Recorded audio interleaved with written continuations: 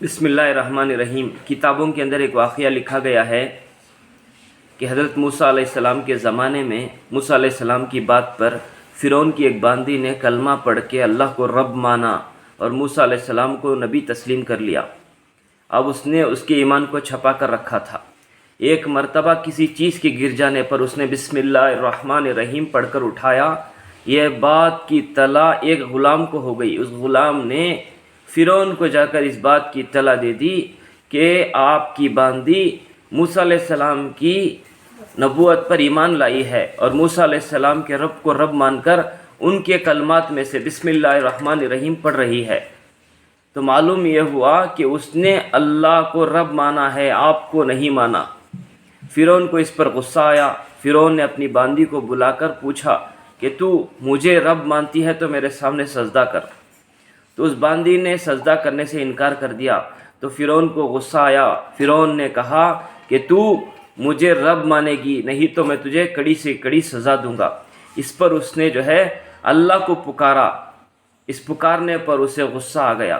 فرعون نے غصے میں آ کر اپنے جلاتوں کو کہا کہ کھولتے ہوئے تیل کو تیار کیا جائے۔ تیل کو ایک کڑی میں گرم کیا گیا۔ تیل ابکنے لگا گرم کھولتے ہوئے۔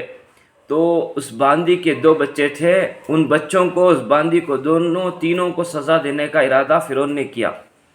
جب اس باندی کے بچوں میں سے ایک بچے کو کھینچ کر فرعون نے اس کی آنکھوں کے سامنے یعنی وہ باندی کی آنکھوں کے سامنے اس بچے کو تیل میں ڈالنے کا حکم کرتے ہوئے کہا، اب بھی تیرے پاس وقت ہے، اگر تو مجھے رب مان لے گی تو میں تجھے اور تیرے بچوں کو بخش دوں گا۔ اس پر اس باندی نے کہا کہ میں اللہ کو رب مانتی ہوں، موسیٰ علیہ السلام کو نبی مانتی ہوں۔ اس بات کو سننا تھا کہ اس نے ایک بچے کو حکم دیا کہ اسے تیل میں ڈال دیا جائے۔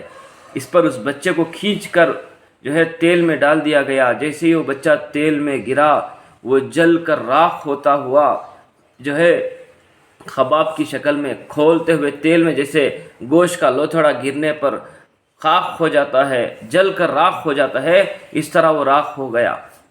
اس پر بھی اس عورت نے صبر سے کام لیا۔ علماء نے لکھا ہے کہ اللہ نے جیسے ہی اس بچے کو موت کے گھاٹ اتارا تو وہ بچے کی روح سے اس ماں کو بات کرایا۔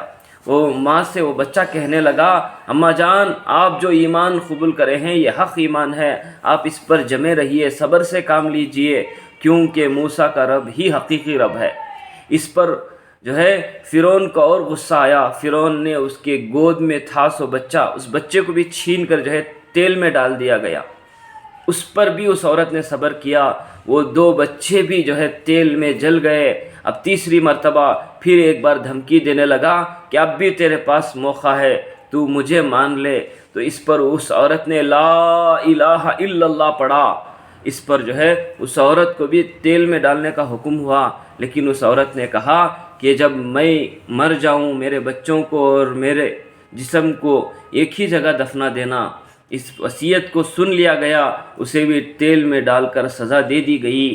یہ واقعہ بہت سالوں کے بعد جب آپ صلی اللہ علیہ وسلم معراج کے لیے آسمانی دنیا کا سفر کرے تو آپ صلی اللہ علیہ وسلم کو ان عورت کے بچوں سمیت ان عورت کی خبر کو دکھایا گیا جہاں نور کے چشمے اٹھ رہے تھے۔